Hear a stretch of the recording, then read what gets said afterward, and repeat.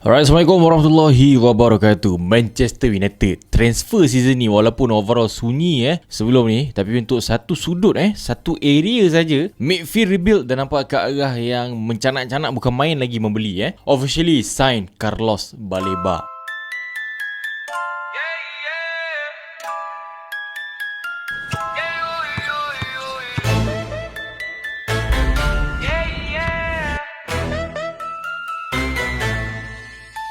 Tiada hal, tiada takut, magenta menyala. Masa hadapan kuat, no lag, no cap, we clear, say yes. The future's here, city glow in magenta tones. A-minds connected zones. From KL, nice to Island Day. Signal strong, we light the way, yes.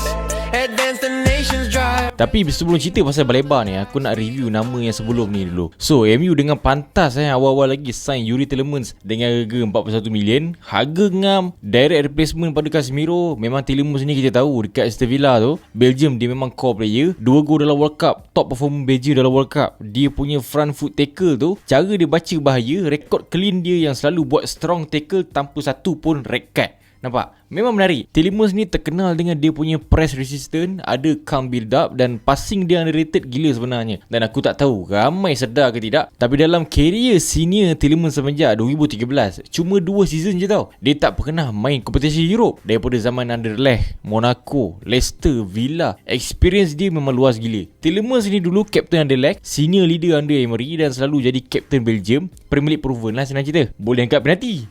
Kalau rasa Bruno tu bongok macam pre-season baru ni, miss penalti, Tielemans pun boleh buat kerja tu. So senang cerita. Andre Santos dibeli 56 million, 22 tahun daripada Chelsea. Di usia yang muda gila, Andre Santos pernah jadi Captain Strasbourg dan Captain Brazil Youth Team sebelum ni. Antara rekod yang orang tak pandang tapi agak underspot 2 season lepas dekat Strasbourg, Andre Santos pernah rekod double figure goal involvement, lebih 15 gol dalam satu season. Aku tak perasan kat sebelum ni, sekali Mamat ni pernah buat benda ni sebenarnya. Waktu tu dia main as apa tau, box to box. Dan dalam waktu yang sama, Andre Santos ni juga boleh main DM. Ni pun lagi satu high volume press resistant, ball retention punya player. Last season atas daripada 91% passing accuracy. Antara area yang dia boleh develop lagi dekat MU daripada segi coverage dekat belakang dengan long range passing. Overall not a bad signing, unless dia mula berkecimpung dengan Ugarte lah. So kalau boleh Andre Santos jarakkan diri sikit dengan Ugarte tu. Bukan apa, sebab Ugarte masa World Cup baru ni dia boleh tiba-tiba bantai koyak ACL pula. Jadi jangan dekat takut melekat sumpahan ACL tu nanti. Aku bukan apa, aku tak suka sebut menuduh macam ni, kan menjadikan pening kepala. Ada lagi seorang midfield tengah latest nama yang naik pagi tadi, Carlos Baleba. Tapi ni kali deal has been agreed lah. Looks like this might be the final deal Harga dengan cerita lebih kurang 70 million untuk Carlos Baleba. Cerita pasal Baleba ni guys, dia memang dah lama sangat dah. Tahun lepas pun MU dah riki-riki Baleba ni, semua orang tahu, satu dunia tahu. Dan bukan rahsia pun. Tapi disebabkan Brighton cuba untuk rodok duit MU dekat 100 million.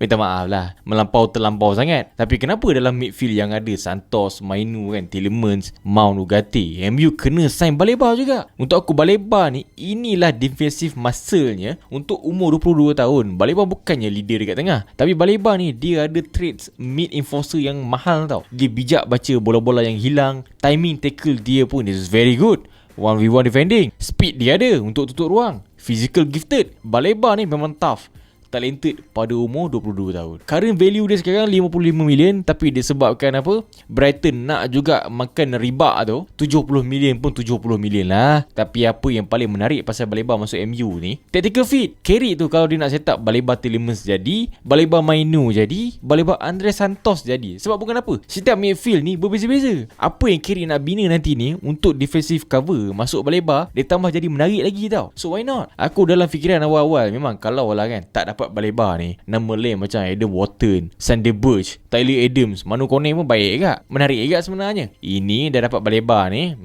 bela je lah Dekat MU pun aku rasa dia pakai nombor 20, tak pun 24 lah kot. Takkan nak pakai nombor 14 pula. Jangan buat gila. Overall guys, bila MU sign Baleba ni, midfield tengah MU stack dengan Andre Santos, Ugarte, Mainu, Tielemans, Bruno, Mason Mount, Baleba. Kalau itu pun aku cakap bodoh lagi. Tak cukup lagi untuk tampung pemergian McTominay dulu. Casemiro effect punya departure. Aku tak tahulah Dan adakah line up yang ada ni cukup untuk bawa MU sejauh mungkin dalam UCL dalam new season? Bagi aku ada potential dekat situ, cuma nak pergi jauh sangat tu susah nak confirm. Belum level tu lagi. Pasal position left back tu juga bagi aku pun sama utama juga sebenarnya. Alternatif number 9 pun tak ada. Ada chance Mbomo, Kunia dia main lagi kerap as striker mungkin. Dan reality ini adalah first time ever tau Carrick manage full UCL season dalam sejarah hidup dia. Ingat MU last season seminggu main 1 kali. Sekarang ni seminggu mungkin main 2-3 kali. Tapi so far guys, collection midfielder yang ada sekarang ni memang berapa orang semua kaki parap ramai. Ini kaki parap jangan sampai kena parap Dan kalau nak aku react pasal outgoing transfer MU season ni, Tyrell Malacia pada umur 26 tahun yang selama dekat MU asyik sakit je dan hanya muncul bila angkat trofi telah dilepaskan free. Malacia sampai sekarang lagi tak ada kelab dan MU masih lagi tak ada extra left back. Luke Shaw kita semua tahu beliau adalah tugu negara dekat MU. Patrick Dogu pula bagi aku adalah left back menyamar sebenarnya. Memandangkan Harry Amas hanya prospek, so purchase another left back bagi aku sangat kritikal untuk jangka panjang. Untuk aku personal favourite of course Anthony Robinson, tapi memandangkan dia dah dekat 30, so kalaulah Arsenal tu nak bagi giveaway pada MU Mas Lewis Kelly ke Old Trafford, aku terima. Lagi seorang aku penggemar tegar Alvaro Carreras. Alalang Korea dah join Madrid, dapat Carreras pun sedap juga ni. Tak pun jomlah MU marilah kita sama-sama turut menjahanamkan lagi Newcastle tu dengan membeli Lewis Hall. Tapi Balde daripada Barcelona pun sedap juga At the end of the day, signing another left back crucial. Aku tak cakap Luke Shaw tu tak bagus, tapi kita tahu apa barang yang kita boleh dapat daripada Luke Shaw tu. So dapatkan left back, dia bukan apa takut jadi macam last season balik-balik. Dalo ataupun Mazraoui yang right back tu juga lah yang jadi left backnya. Habis takkan nak suruh Maguire jadi right back. Meluru Maguire buat crossing, mencari assist nanti. Bahaya juga tu. Lepas tu untuk department striker season baru ni, MU lepaskan juga Højlund ke Napoli dengan harga 44 million. Dan sekarang ni MU tinggal Sesko, Zirkzee. Of course Kunia Mbomo pun boleh main striker juga, tapi department striker memang 2 orang tu je lah yang ada kan. Sesko bakal menikmati season kedua dia dekat MU. Dan Zirkzee ni pun ada masalah juga ni. Dengan cerita Zirkzee nak keluar ni ke kelab Serie A, kita tak tahu lagi ni. In reality walaupun Zirkzee ni stay dalam true season, memang dia takkan jadi pilihan pun. Susah ke tak nak membayangkan Zirkzee ni jadi striker utama. Sesko 23, Zirkzee baru 25 tahun. Untuk aku walaupun dapatkan lagi satu striker bukan option utama untuk sekarang ni, tapi for future proof wajib ni sebenarnya. Untuk winger aku tak nak lagi cerita soal Rashford, sebab borak Rashford ni saja mau makan 3 hari 2 malam. Untuk freedom fighter gula lah.